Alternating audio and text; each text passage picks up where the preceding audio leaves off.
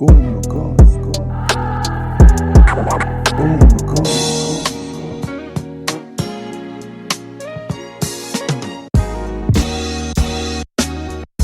How's it, guys? So I have a key gunner fan over here, Ramz. He's been involved at the Brazen Head games a lot.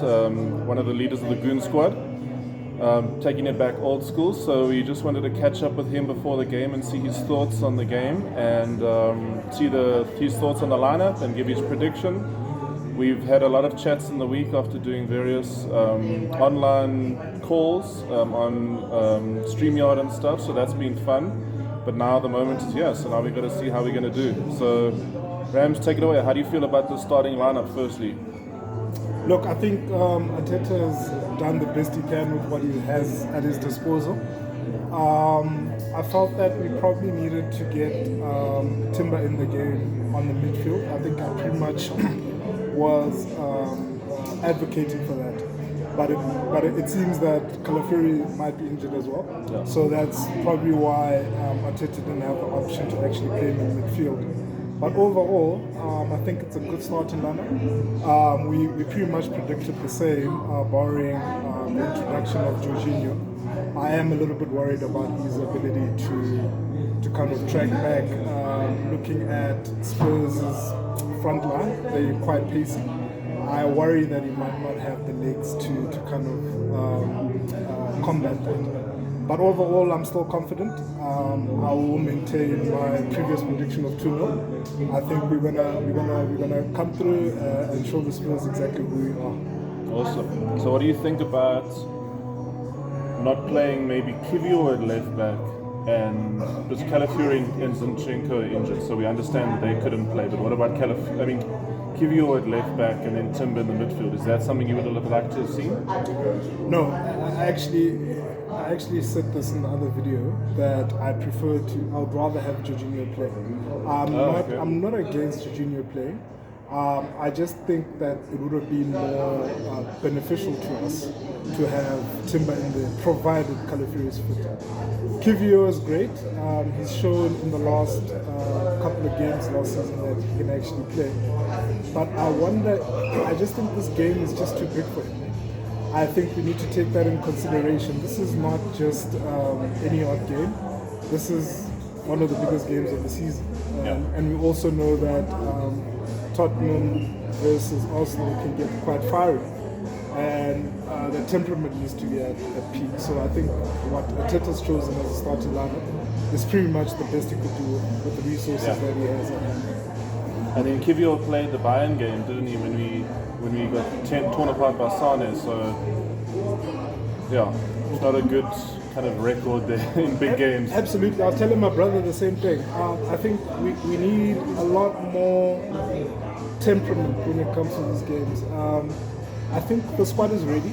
Everybody prior to the Bayern series would have said that we've got the better team and we're primed to actually win the series. But given that some of the players haven't actually got the Champions League experience, and I also question the temperament of the players, we probably got 2 or 3 players that are able to kind of play without emotion, and I think a lot of the team has not reached that level yet.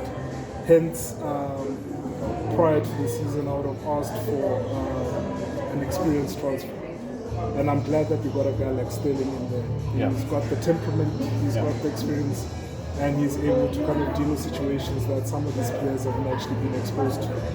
So on that front, I'm quite happy. So going on to your point, who else would you say are the 2 or 3 other players that have that temperament? So I've got Saka in there because he's been consistently performing for years, and he came in as a young bloke and managed to kind of find his place in an Arsenal starting level, right, consistently, and be the main player.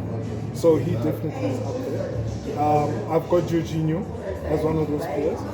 I just feel like he might just be at the end of his career, and he perhaps does not have the legs to kind of manage. But let's not forget that this guy was nominated for Ballon d'Or and came third. Yeah. Right. So this is not someone who's just your average Joe.